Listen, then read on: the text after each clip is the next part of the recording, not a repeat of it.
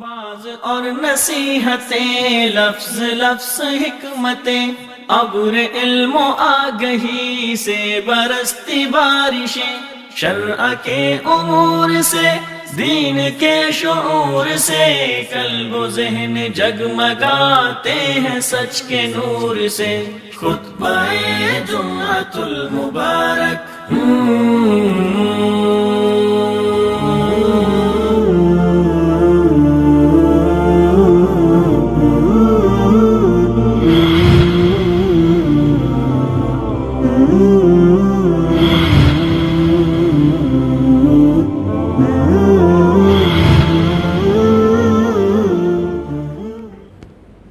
السلام علیکم ورحمۃ اللہ وبرکاتہ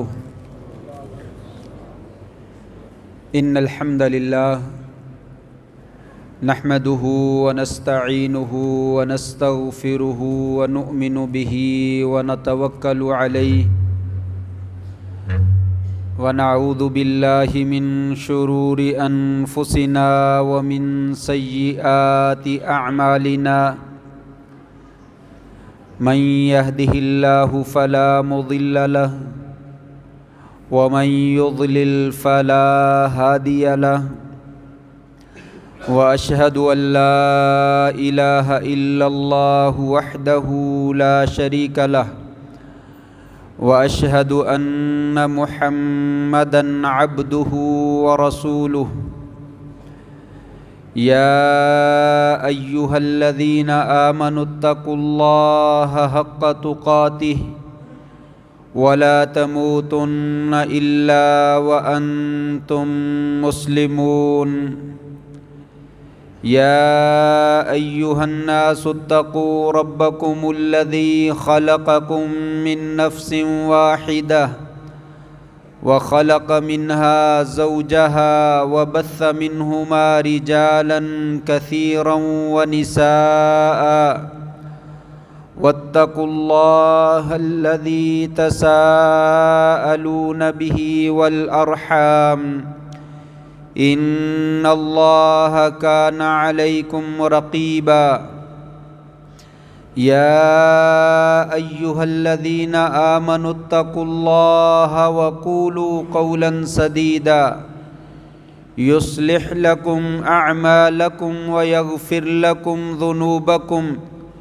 ومن يطع الله ورسوله فقد فاز فوزا عظيما أما بعد فإن خير الحديث كتاب الله وخير الهدي هدي محمد صلى الله عليه وسلم وشر الأمور محدثاتها وكل محدثة بدعة وكل بدعة ضلالة وكل ضلالة في النار اللهم صل على محمد وعلى آل محمد كما صليت على إبراهيم وعلى آل إبراهيم إنك حميد مجيد اللهم بارك على محمد وعلى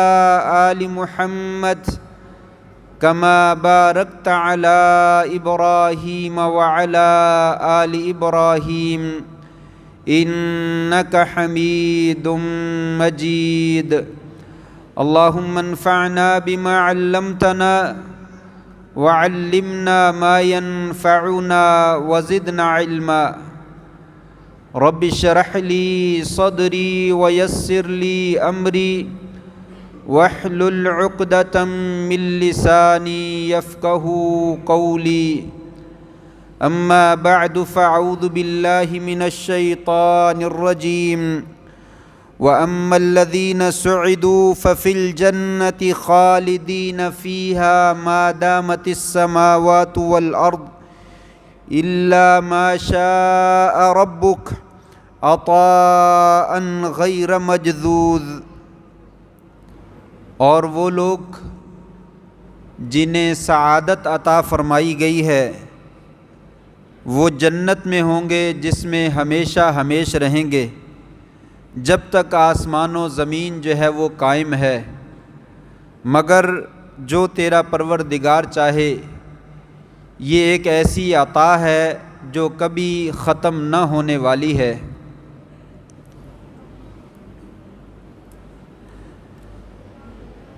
نہایت ہی عزت کے لائق سامعین محترم، بزرگوں، دوستوں، بھائیوں، معززات ماؤں اور بہنوں، میرے لیے انتہائی خوشی اور مسرت کی بات ہے کہ اللہ تبارک و تعالیٰ کی توفیق سے آپ حضرات کے ساتھ دوبارہ ملاقات کا شرف حاصل کر رہا ہوں۔ اللہ تبارک و تعالیٰ اپنی رضا کے لیے ہماری محبتوں کو اسی طریقے سے قائم اور دائم رکھے۔ حضرات گرامی قدر،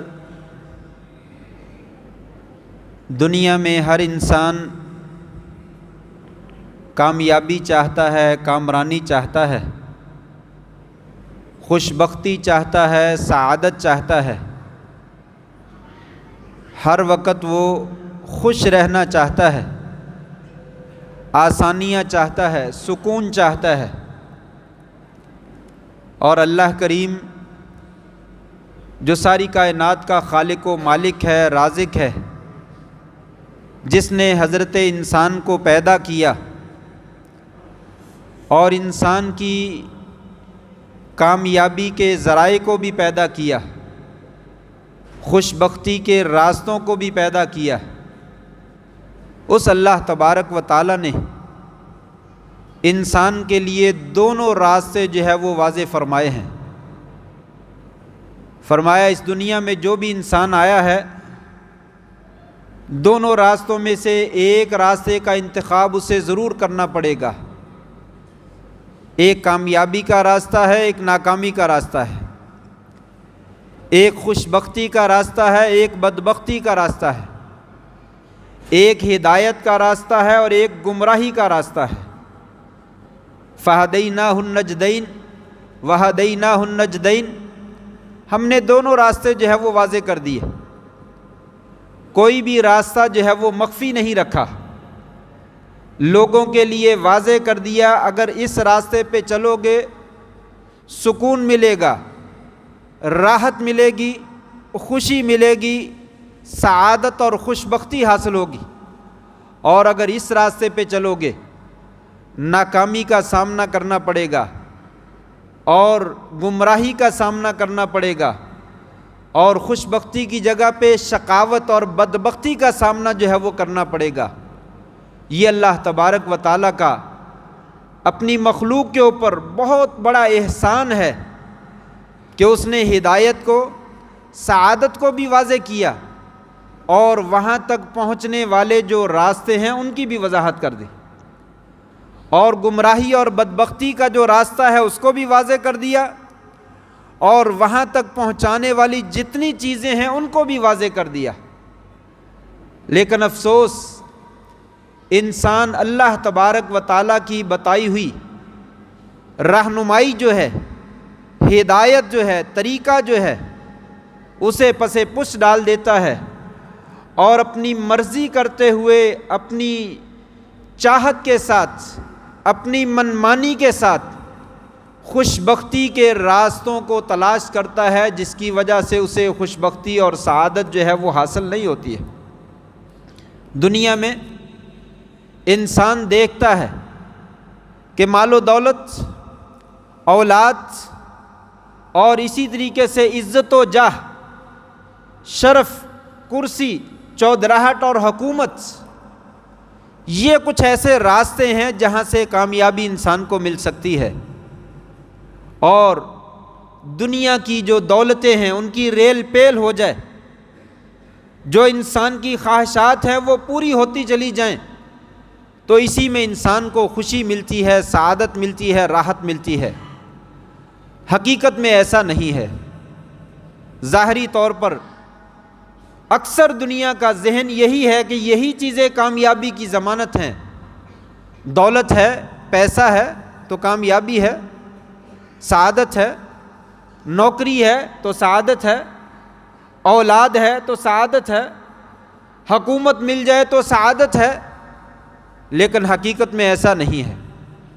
یہ کتاب مبین قرآن مجید فرقان حمید جو رمضان المبارک کی بابرکت گھڑیوں میں نازل کیا گیا، یہ اللہ تبارک و تعالیٰ کا نسخہ کیمیا ہے۔ اس میں اگلے اور پچھلے لوگوں کے حالات بیان کیے گئے، اس میں انسان کی اصل حقانیت بیان کی گئی۔ انسان تجھے پیدا کیسے کیا گیا؟ انسان تو پروان چڑھ کر کہاں تک پہنچ سکتا ہے؟ انسان تیری آگے منزل کیا ہے؟ تیری کامیابی کا راستہ کیا ہے؟ تیری ناکامی کا راستہ کیا ہے؟ ساری چیزیں کھول کھول کر اللہ تبارک و تعالیٰ نے بیان فرمائی ہیں، لیکن افسوس کہ لوگ اس کتاب مبین سے غفلت میں ہیں۔ پڑھنی نہیں آتی ہے، پڑھنی آتی ہے تو سمجھنی نہیں آتی ہے، سمجھ آتی ہے تو عمل کرنے والے بہت تھوڑے ہیں، جس کی وجہ سے حقیقی کامیابی اور کامرانی انسان کا مقدر نہیں بنتی ہے۔ اللہ کریم نے اس کتاب میں مال کی کئی قسمیں بیان فرمائی۔ ایک جگہ پہ فرمایا لوگوں مال یہ دنیا کی زیب و زینت ہے، جس کے پاس مال ہوتا ہے وہ انسان مزین ہو جاتا ہے، خوبصورت بن جاتا ہے۔ المال والبنون زینت الحیات الدنیا، لوگوں مال بھی اور اولاد بھی یہ دنیا کی زیب و زینت کی چیزیں ہیں، اس سے انسان مزین ہو جاتا ہے، خوبصورت ہو جاتا ہے۔ اور دوسری جگہ پہ اللہ تبارک و تعالیٰ نے اسے صرف دنیا کا سامان کہا۔ زُيِّنَ لِلنَّاسِ حُبُّ الشَّهَوَاتِ مِنَ النِّسَاءِ وَالْبَنِينَ وَالْقَنَاطِيرِ الْمُقَنطَرَةِ مِنَ الذَّهَبِ وَالْفِضَّةِ وَالْخَيْلِ الْمُسَوَّمَةِ وَالْأَنْعَامِ وَالْحَرْثِ ذَلِكَ مَتَاعُ الْحَيَاةِ الدُّنْيَا، لوگوں مال، بیٹے، یہ کھیتیاں، یہ باغات، یہ کاروبار، یہ سونے چاندی کے خزانے، یہ جانور، ذالک متاع الحیات الدنیا، یہ صرف اور صرف دنیا کا ساز و سامان ہے۔ واللہ عندہ حسن المآب، اللہ کے پاس بہترین ٹھکانہ ہے، یہ چیزیں جو ہے وہ بہترین ٹھکانہ نہیں ہے۔ اور کہیں پہ اللہ کریم نے اس کے مال کے بارے میں فرمایا لوگوں یہ مال تو فتنہ ہے، آزمائش ہے۔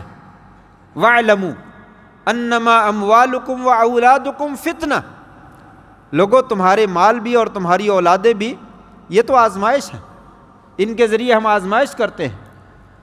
اور ایک جگہ پہ اللہ تبارک و تعالیٰ نے مال کو دوسرے لوگوں کے لیے دنیا کا عذاب قرار دیا۔ فَلَا تُعْجِبْكَ أَمْوَالُهُمْ وَلَا أَوْلَادُهُمْ، آپ کو ان کافروں کے مال اور ان کی اولادیں پریشان نہ کر دیں، حیرت میں مبتلا نہ کر دیں۔ انما یرید اللہ لیعذبہم بہا فی الحیات الدنیا، اللہ کریم تو چاہتے ہیں ان مالوں کے ذریعے سے اور ان اولادوں کے ذریعے سے ان کافروں کو دنیا کی زندگی میں عذاب میں مبتلا کریں۔ یہ مال عذاب بھی ہے۔ یہاں سے معلوم ہوتا ہے، یہ 3-4 آیتیں میں نے آپ کے سامنے رکھی ہیں، کہ مال بذات خود یہ کوئی سعادت کی چیز نہیں ہے، دنیا کی ضرورت کی چیز ہے۔ وَلَا تَنْسَ نَصِيبَكَ مِنَ الدُّنْيَا، اللہ نے خود کہا دنیا میں سے اپنا حصہ لے لو، اس کو نہ بھولو، کوئی حرج نہیں، لیکن اصل مقصود نہیں ہے۔ ہاں کبھی یہ مال جو ہے انسان کو کبھی سعادت کے راستے پر گامزن کر دیتا ہے، کبھی جب اس مال کو اللہ کے بتائے ہوئے طریقے کے مطابق حاصل کیا جائے اور اس کے بتائے ہوئے طریقے کے مطابق آگے خرچ کیا جائے تو پھر یہ مال جو ہے انسان کے لیے سعادت کا ذریعہ بن جاتا ہے۔ ایک آدمی صدقہ کرتا ہے، چھپا کر کرتا ہے، دائیں ہاتھ سے دیتا ہے، بائیں کو پتہ نہیں چلتا ہے، فرمایا اللہ کریم کل قیامت کے دن اپنے عرش کے سائے کے نیچے اس کو جگہ نصیب فرمائیں گے۔ یہ مال سعادت کا ذریعہ بن جاتا ہے جب انسان اس کو صحیح طریقے سے کماتا ہے اور صحیح جگہ پہ خرچ کرتا ہے، تو تو یہی مال انسان کی خیر کا اور کامیابی کا، نجات کا ذریعہ جو ہے وہ بن جاتا ہے۔ دوسرے نمبر پہ میں نے اولاد کا ذکر کیا۔ اولاد کے بارے میں بھی ان آیات میں ذکر کیا گیا کہ لوگوں، اولاد تمہارے لیے فتنہ ہے، اولاد دنیا کا سامان ہے، دنیا کی زیب و زینت کی چیز ہے۔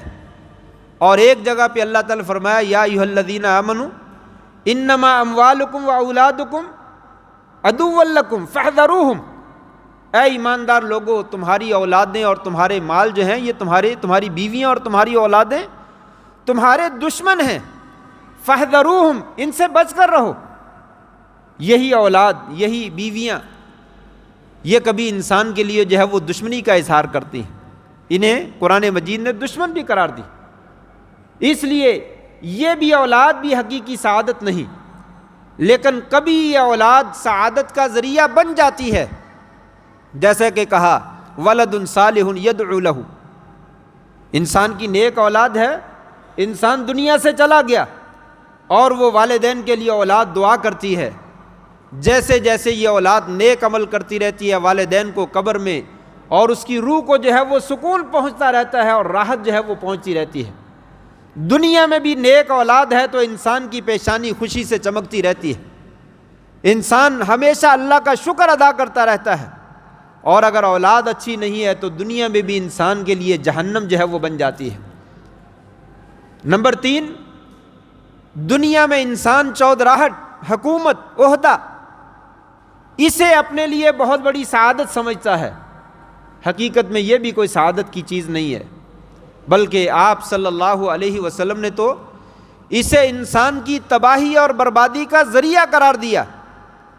مشہور حدیث ہے، آپ صلی اللہ علیہ وسلم فرماتے ہیں ما ذئبان جائعان ارسلا فی غنم بافسد لها من حرص المرء علی المال والشرف لدینہ، او کما قال علیہ الصلاۃ والسلام۔ فرمایا 2 بھوکے بھیڑیے بکریوں کے ریوڑ میں داخل ہو کر وہ تباہی اور فساد نہیں پھیلاتے ہیں جتنا 2 چیزیں انسان کی زندگی کو اور انسان کے دین کو تباہ و برباد کر دینے والی ہیں۔ کیسی تشبیہ آپ نے بیان فرمائی ہے، 2 بھوکے بھیڑیے بکریوں کے ریوڑ میں گھس کر وہ تباہی نہیں پھیلاتے ہیں جتنی 2 چیزیں جو ہے وہ انسان کے دین کو اور انسان کی ذات کو نقصان پہنچاتی ہیں۔ نمبر 1، انسان کا مال کے اوپر حریص ہو جانا اور انسان کا حکومت کے اوپر حریص ہو جانا، عہدے کا طلبگار ہو جانا، یہ عہدہ مجھے مل جائے، میں اس کا زیادہ حقدار ہوں، مجھے ملنا چاہیے، کسی اور کو نہیں ملنا چاہیے۔ جسے مل جاتی ہے وہ بھی پچھتاتا پھرتا ہے، جسے نہیں ملتا ہے وہ بھی پچھتاتا پھرتا ہے، جس سے چھن جاتی ہے وہ بھی روتا ہے، جس کو مل جاتی ہے وہ بھی روتا رہتا ہے، مجھے جینے نہیں دیتے۔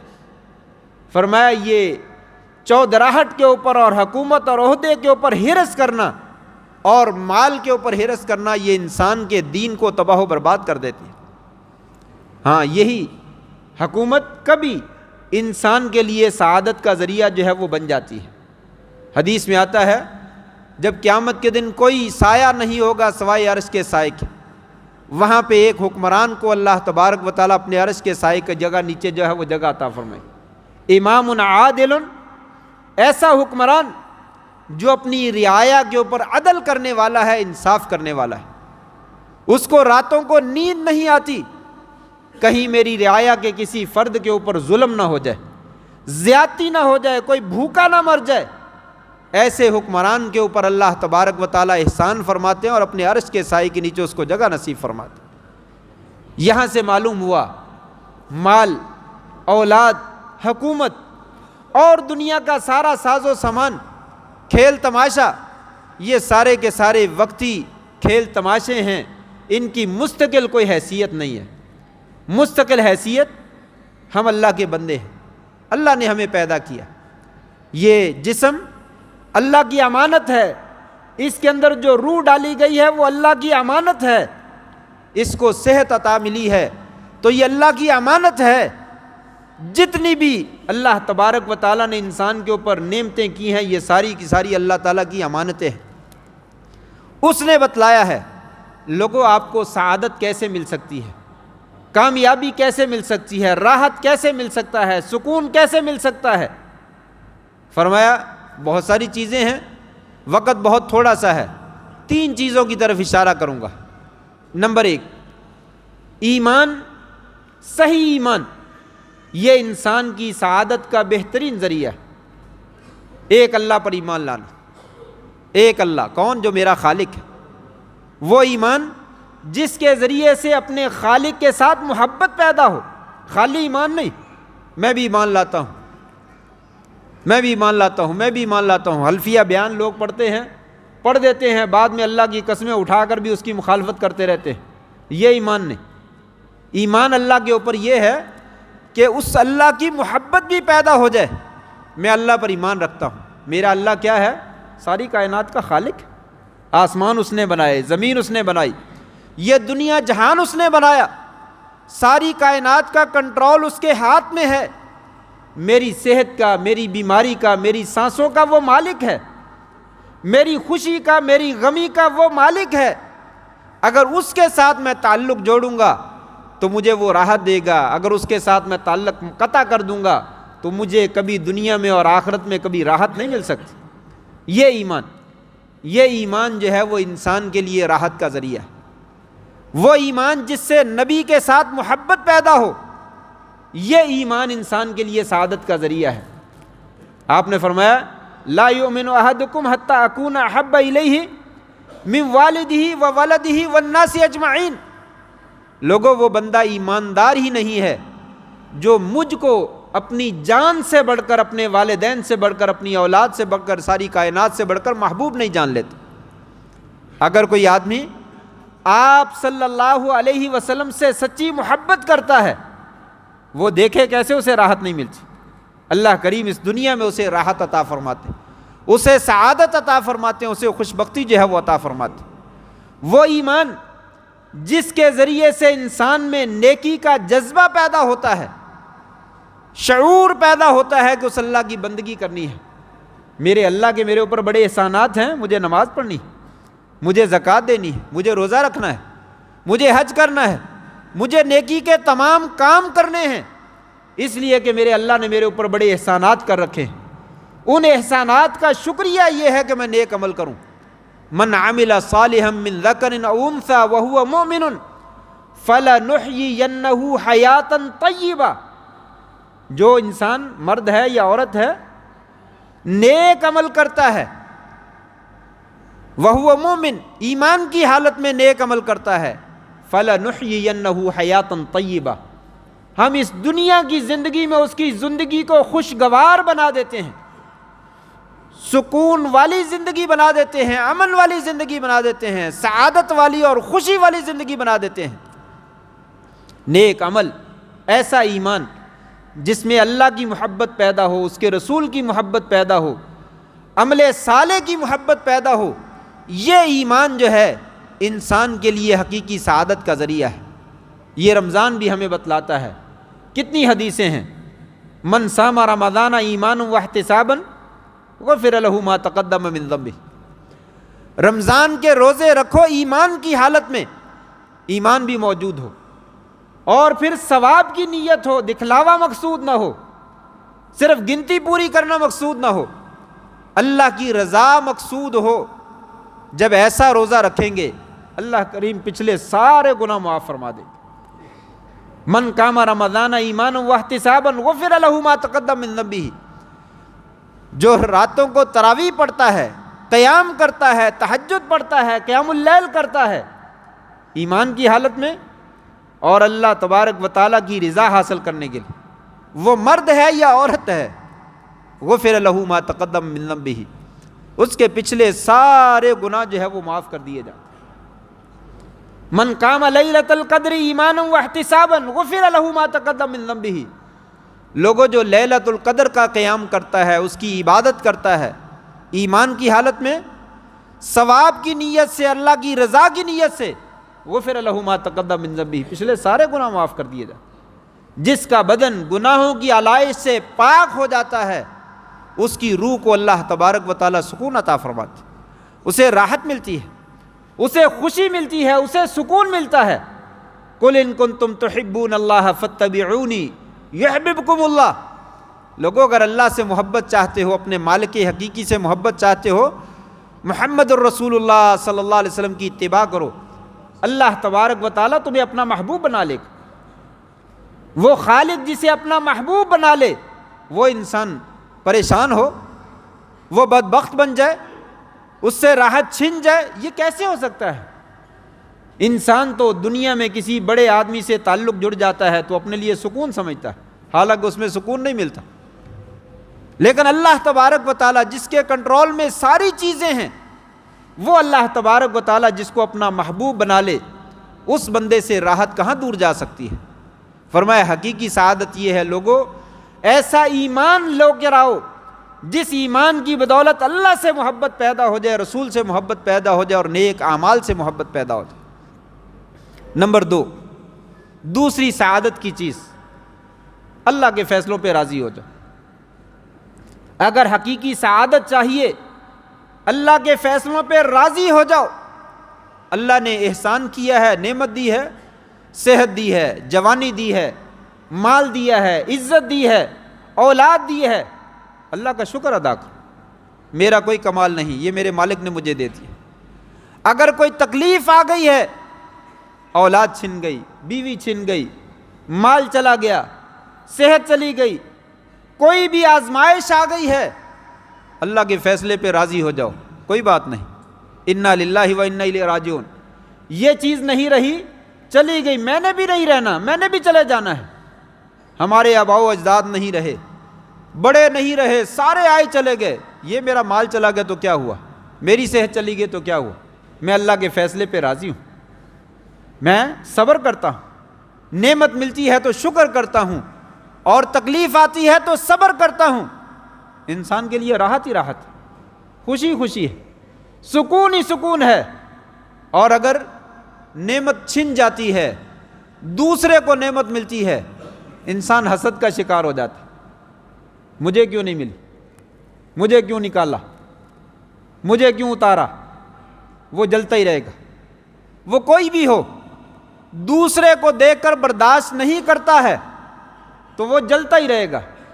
کسی کا کچھ نہیں جلاتا سوائے اپنے آپ کو جلانے کے۔ یا اللہ مجھے تو نے صحت دی نہیں، اس کو دے دی، اللہ کے فیصلے پہ ناراضگی۔ جیسے ہی ناراض ہوگا اللہ کے فیصلے پر، سکون چھن جائے گا۔ جب اس بندے کی شکل نظر آئے گی، دل اس کا جلنا شروع ہو جائے گا۔ وہ اوپر سے بڑا پرسکون نظر آئے، لیکن دل سے اس کا گھٹا ہوا دل نظر آئے گا، پریشان نظر آئے گا۔ یا اللہ اس کو مال کیوں دیا، مجھے تو دے نہ دے، اس سے چھین لے۔ یہ اللہ کے فیصلے پہ ناراضگی۔ اللہ کے فیصلے پہ راضی ہو جاؤ، جس حالت میں بھی اللہ نے رکھا ہے، اور اللہ نے فیصلے کر دیے ہیں کہ فلاں وقت میں فلاں بندے کے ساتھ یہ حالت ہوگی۔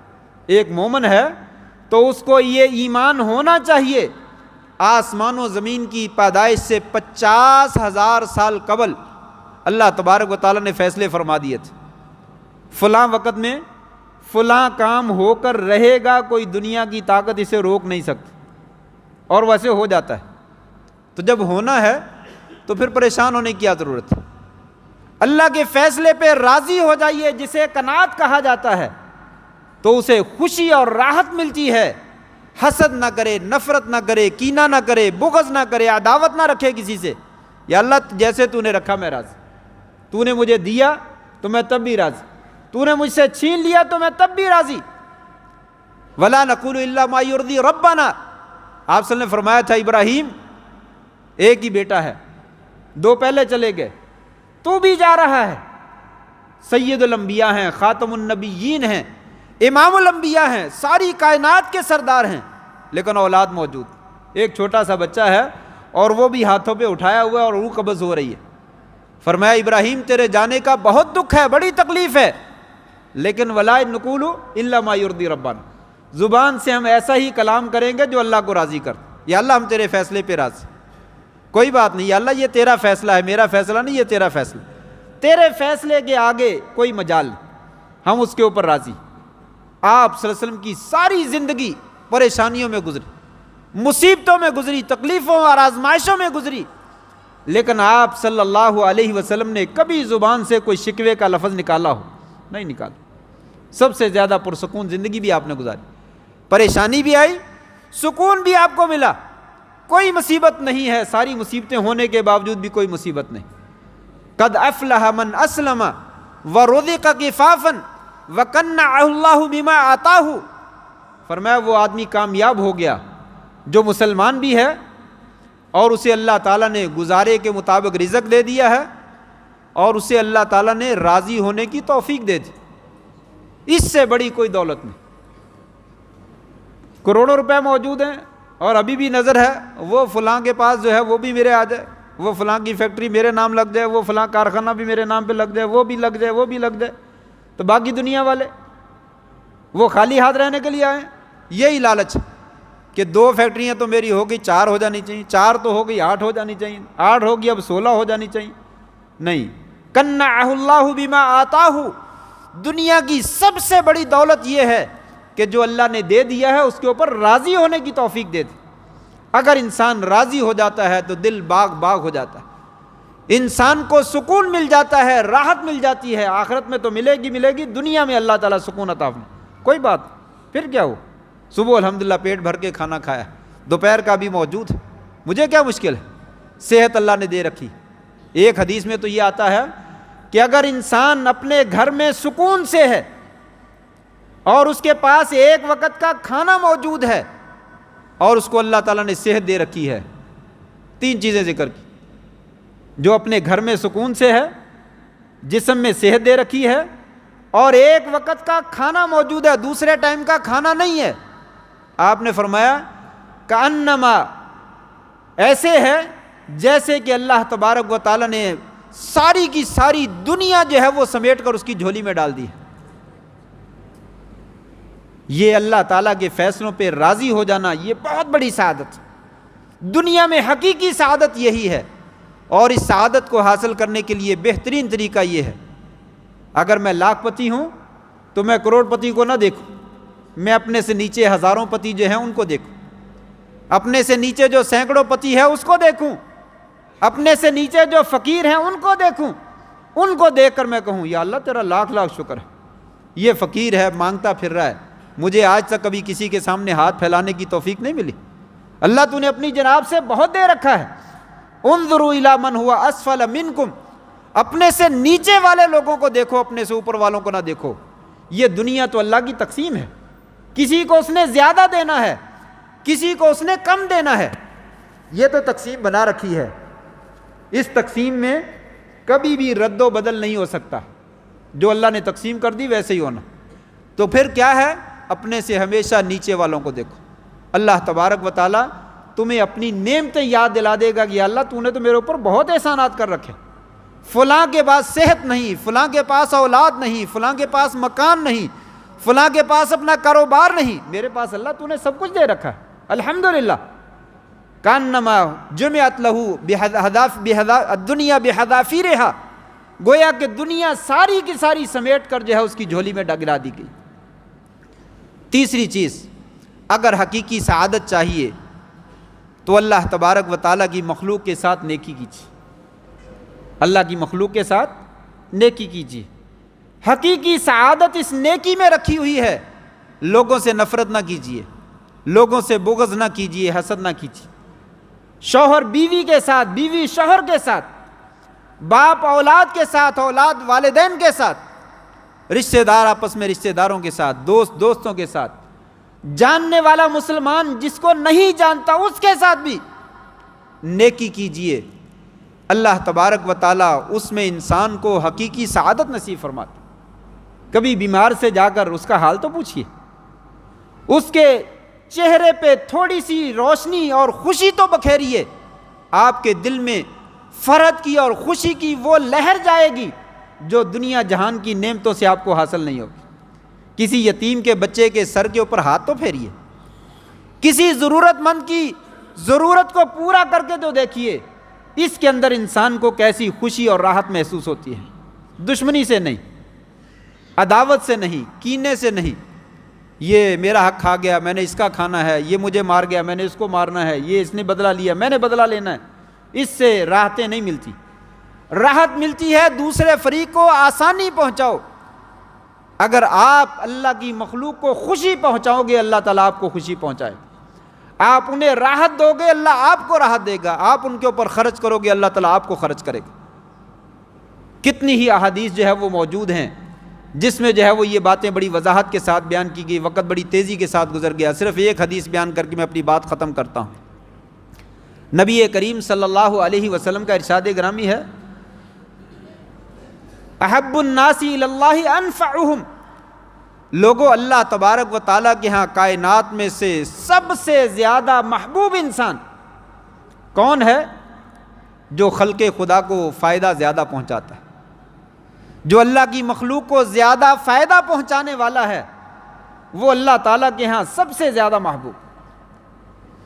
اور احب الاعمال الی اللہ، اللہ کے ہاں سب سے زیادہ پسندیدہ عمل رمضان کے مہینے میں بالخصوص اور باقی دنوں میں بالعموم سرور تدخل علی مسلم، مسلمان کے چہرے پہ خوشی کو بکھیرنا ہے.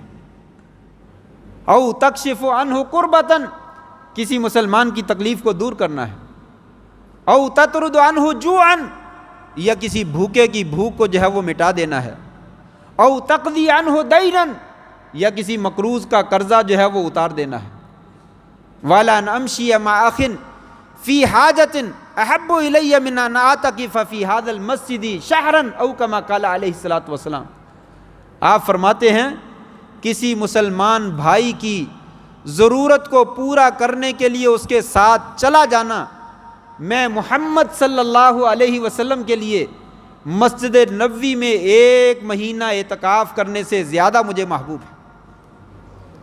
مسجد نبوی میں 1 مہینہ اعتکاف کے لیے بیٹھ جاؤں وہ مجھے اتنا زیادہ پیارا اور محبوب نہیں ہے، اگرچہ وہ بہت اچھا عمل ہے، لیکن اپنے بھائی کی ضرورت کو پورا کر دینا یہ میرے لیے 1 مہینہ اعتکاف سے بھی زیادہ فضیلت رکھتا ہے. لوگوں کے چہروں پہ خوشی بکھیر دینا. کرو تم مہربانی اہل زمین پر، خدا مہربان ہوگا عرش بری پر. یہ دنیا کا نظام ہی اللہ نے ایسا بنایا ہے، ایک دوسرے کے ساتھ تعاون کرتے ہیں. دشمنی کر کے یہ دنیا نہیں چلتی، ایک دوسرے سے تعاون کر کے. شوہر بیوی کے ساتھ تعاون کرتا ہے، زندگی خوشگوار ہو جاتی.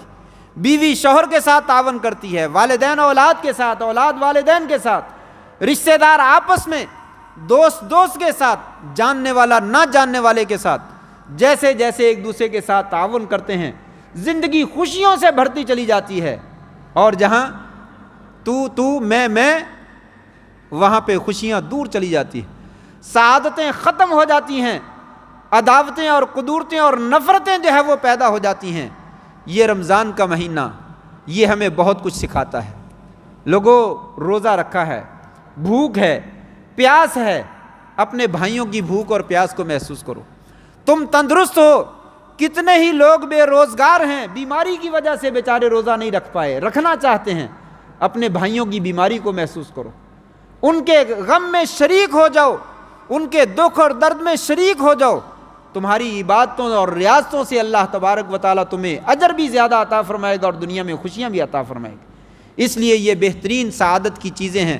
اللہ تبارک و تعالیٰ سے دعا ہے اللہ کریم ہمیں دنیا میں بھی اور آخرت میں بھی جو بہترین سعادت ہے وہ حاصل کرنے کی توفیق نصیب فرمائے. ہماری پریشانیاں اللہ تعالیٰ دور فرمائے. ہمارے بیماروں کو اللہ تعالیٰ صحت کاملہ عاجلہ نصیب فرمائے. پریشان حالوں کی پریشانیاں دور فرمائے. وآخر دعوانا ان الحمد للہ رب العالمین.